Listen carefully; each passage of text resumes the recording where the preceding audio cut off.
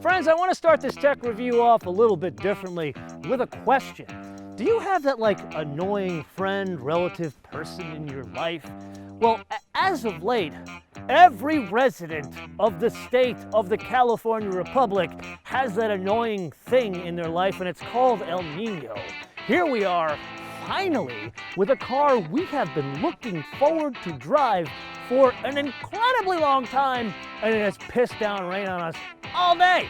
So now we are going to do a tech review while working on the full episode with not just the cool CT6, but with an incredibly dirty CT6. So let's start with the place that we always start, the engine, and I would like to point out that I picked the one with the best engine that you can get thus far. So let's jump right into it, and hopefully it doesn't piss down rain on us, courtesy of that bastard El Nino.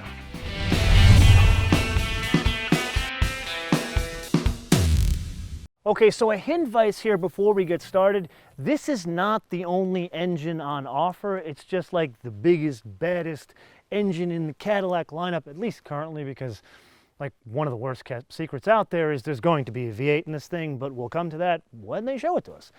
So let's start with where they start, and that is a 2-liter, 4-cylinder direct injected turbocharged engine. Now, if you're looking at this thing and saying, well, hold on a minute, that's about the size of a 7 Series, you would be correct. It's that kind of size car. A 2-liter 4-cylinder doesn't sound like enough power, but there's, I think, really 2 reasons why they're doing it. Number one is the power. So it's 265 horsepower and 295 pound-feet of torque, which comes in at 3,000 RPM. So really, that kind of torque is probably one reason, because they were able to tune that out of a 4-cylinder. But I think the bigger reason, and again, one of the worst kept secrets, they're doing a plug-in hybrid version of this car. And so what they're doing is they're pairing it with the 4-cylinder gas engine with not one, but 2 electric motors. And when you talk to the chief engineer of this car, Travis Hester, and you ask him, wait a minute, 2 electric motors? You're like, are you going to tune that for MPG or performance? And when you say performance, he gets this crazy kind of cool look in his eyes, so I kind of think that's where he's going. And in the interim, check out our Mercedes-Benz GLE 550 plug-in episode, and you can kind of see where I think Cadillac is going to go with this one. Anyway, let's move to the V6s. The first one is the 3.6. We've seen this engine in many other General Motors cars before.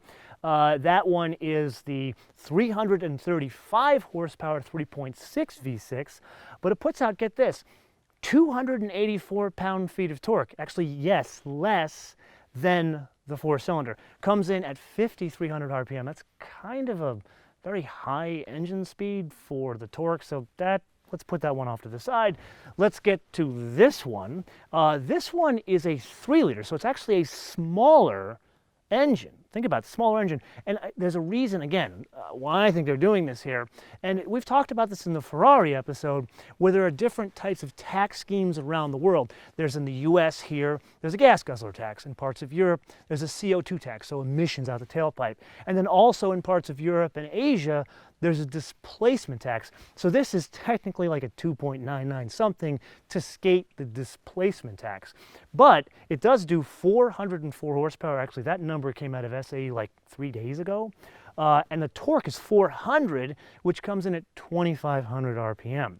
Now, there's a couple whiz-bang apps here. Both of the V6s, they do the auto stop-start thing, and they do active cylinder deactivation. So depending on the load, it'll run on a 4-cylinder or it'll go up to the 6-cylinder. Now, this is all engine stuff, but there's still driving dynamic stuff we need to discuss. And now for something completely different. In the time we went from talking about the engine to even beginning the discussion of driving dynamics, the sky in Malibu literally opened. So we had to pick up stakes and find a place that was A, dry, and B, still had some light left.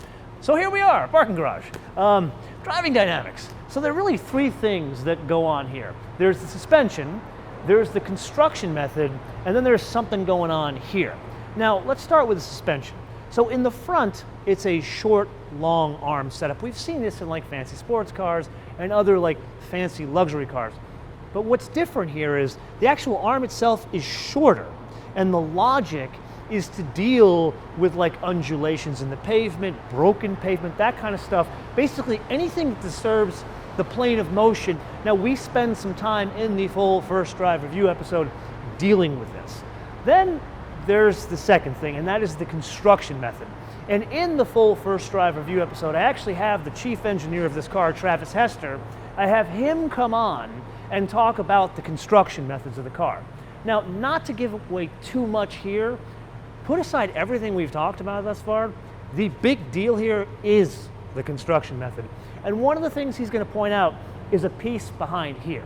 Now, if we look at like an Audi A8, an aluminum vehicle, or like an S-Class or an E-Class, anything like that, there is a load-bearing like junction back here that brings together the passenger compartment, the structure of where the actual suspension is attached to the car, and this overhang is attached to the car.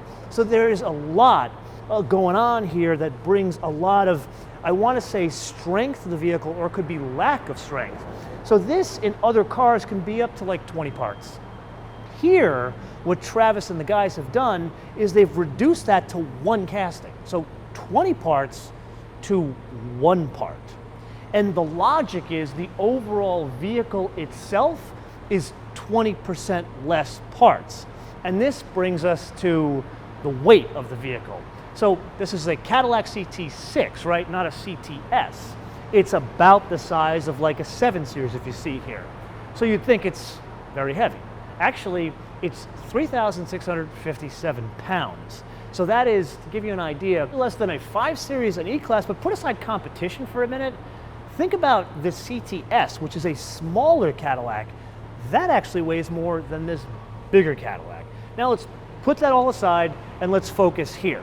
Now, one thing that we're very excited about is the engine in this vehicle goes this way, as God intended, not this way. So there is a proper differential in the rear here. Behind that differential is an active four-wheel steering system. So effectively, in low-speed situations like this parking lot, the rear wheels steer in the opposite direction for more maneuverability, and then in high-speed situations, the rear wheels steer in the same direction for quicker maneuvering, more stable maneuvering. And we actually demonstrate that in the full first drive review episode. Now with that, I want to leave you guys with a question. Now, normally in these episodes, I leave you guys with one question, but today I'm going to leave you with two. And no, it's not because this has been an incredibly challenging shoot with rain and parking garages in downtown Los Angeles, but rather how Cadillac has communicated this car to us. When they first told us there's going to be a big Cadillac, we got very excited. But then, even before they showed us the car, they said, well, maybe there might be a bigger, better Cadillac. And then I got very confused. So now we have the car here. We know it's about the size of like a 7 Series, but what does it compete with? So that's my question, or at least first question to you guys. What do you think this competes with now that you know a little bit more about it? Does it compete with an S-Class or a 7 Series, or does it compete with an E-Class or a 5 Series? That's my first question. My second question is, put aside all the technical mumbo jumbo, what do you think of the way it looks? I mean, we talked about some of the bits underneath it, but that goes into how there's like a really low hood. Actually, Travis is going to talk about why the hood is really low. But overall, what do you think of the way it looks? Like me personally, I think it's one of these cars where it's like a beautiful woman. I had one of my roommates when I first came out of college.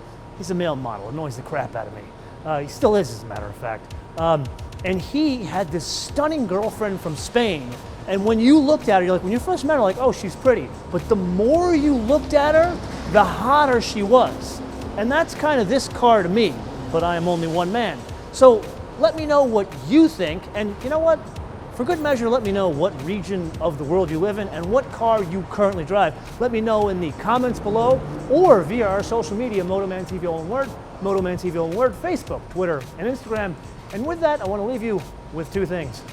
Tomorrow, we're getting on a plane and going to a place that hopefully is not raining.